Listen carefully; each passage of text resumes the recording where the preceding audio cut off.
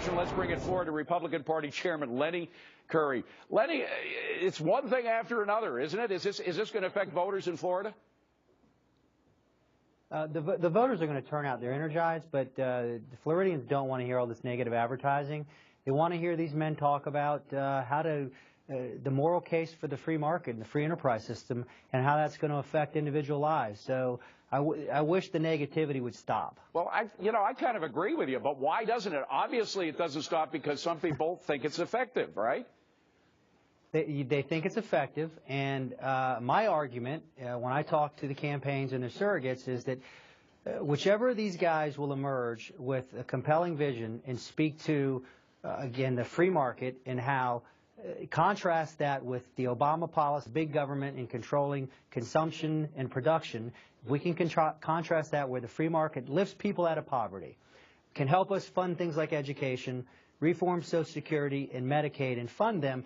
Anyone that will make that case, compelling, positive vision, the negative advertising would not be effective. Yeah, and but somebody's got to draw a line in the sand and stop. Newt has made that case. He made it last week, and he saw his numbers go up. I think that led right to his sweeping success in the South Carolina primary.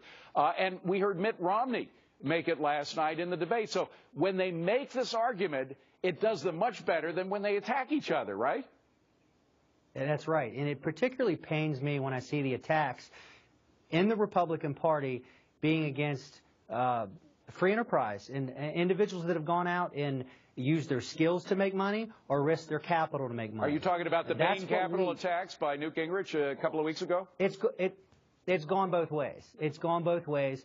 We should not be, within the Republican Party, criticizing individuals that have gone out and either risked capital to make money and create jobs or have taken their skills and gone out and found a way to earn a better living. So I would just ask that we stop these attacks and that we focus on talking about how the free market affects individual lives. Look, the free enterprise system and entrepreneurism exists not because of government, because in spite of it.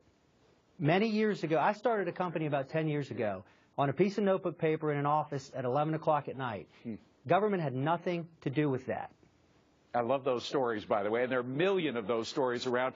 By the way, when you heard the two scenarios of what capitalism is, presented one by the guy who invented Overstock.com and another by an Occupy person, who do you think Floridians sort of side with in that battle for and against capitalism?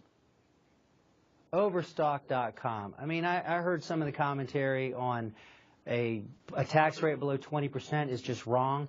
Who decides what's wrong? Right. And look, we had a discussion, too, about how government would deploy capital and make sustainable communities.